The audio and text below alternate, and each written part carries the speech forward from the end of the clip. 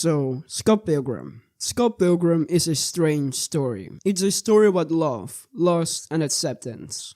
And also fighting 7 evil exes and dating teenagers, I guess. Scott Pilgrim is a story that has been told many times. But even though it stays unrecognized, heck, I rarely knew about it. And I'm the biggest fan of obscure media. And this is not a case of people being uncultured swines. It's a case of a popular series that wants to be unpopular. But I'll get on that later. Scott Pilgrim is special. A piece of media that can stand the test of time even while being in this TikTok generation is a feat to be recognized. And the fact that people still show out 13 years after it's released shows the effect that this story had on people. And when news came out that a new Scott Pilgrim retelling was coming out, I and many others were very excited. But before talking about this retelling, let me explain why people were so excited. Back when I watched this movie, it blew my mind. I had never seen a piece of media like it, well, ever. The writing, the characters, the breakneck editing, all recognizable features in a movie made today, but rare for a feature made back in 2010.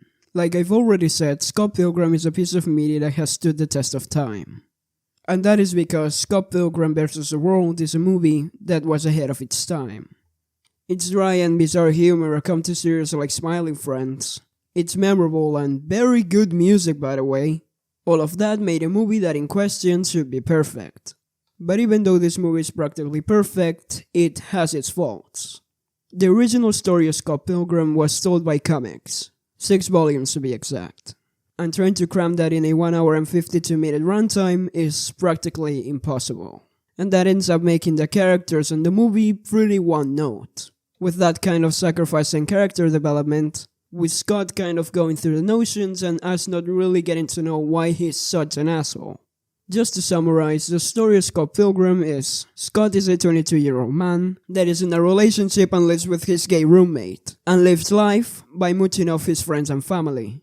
And what I just said would be true, but just from Scott's perspective. The interesting thing about Scott Pilgrim is that it's a story told by an unreliable narrator.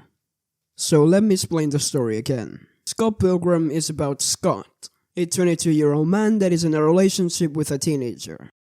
Yeah, he does live with his gay roommate Wallace, but he's not really his roommate and he just lives in his house. The thing about Scott Pilgrim is that Scott is not a good person, and he's not supposed to be idolized. Scott lies, manipulates and hurts people, and even the reader itself. And if you're still watching this video and haven't watched the movie or read the comics yet, I would really recommend you to do that. Because now we're about to get into some very spoilery territory. And by the way, thank you so much for watching. March 30th, 2023. Netflix made a very big announcement. The Scott Pilgrim anime. The announcement only consisted of music and text. And to say that people were hyped would be an understatement.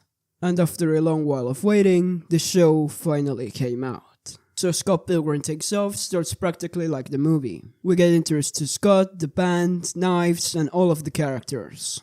And when it all seems to be going according to plan, with us getting the iconic Matthew Patel fight, Scott dies. And the series follows Ramona trying to find Scott. And okay, here's where the whole controversy starts. First off, I really do appreciate the fact that they are trying to make a new story out of this. And I'm all in on giving Ramona her well-needed development. But at the same time, what the hell is this? I thought this was the Scott Pilgrim anime. And I get it. I know that calling it the Ramona Flowers anime is going to flop harder than the newest Chance the Rapper album, but there was a way better way of advertising this without making people angry. Personally, I did find it quite strange how Ramona was so into Scott that she had to look for him far and wide for a guy he just met.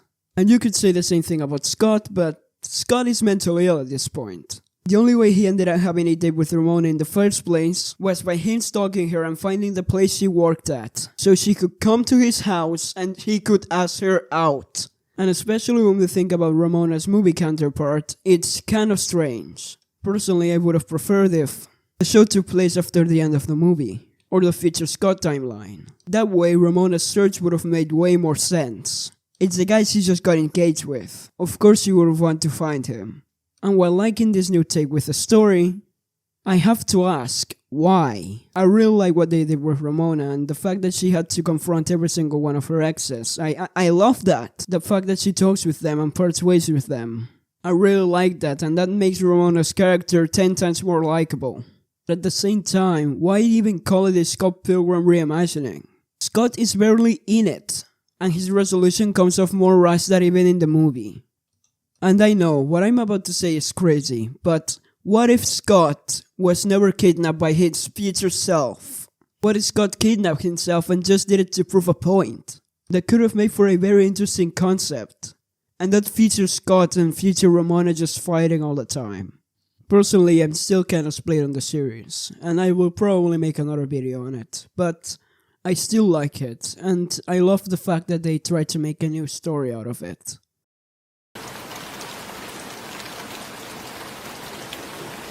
So just to conclude my thoughts on it, I actually really like the series.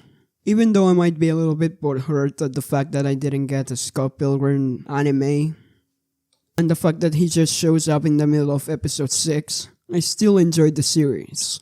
And to conclude my point in the beginning of the video, Scott Pilgrim is a series that wants to be unpopular. It's weird on purpose. Why is Michael Cera cast as the main character? Why does Matthew Patel have powers and nobody acknowledges it? And I personally think that it's because this movie doesn't give a fuck about what you think. It's going to do whatever the fuck it wants because it is its story. And it's going to tell the best one it can. And like its characters, it's going to mature. It's going to stop running away and it's going to accept its problems and its faults. And I genuinely think that that is beautiful. This has been Sunday. Like if you like, dislike if you dislike, and follow my new Twitter because it's kind of awkward talking to other content creators. And see you in the next one.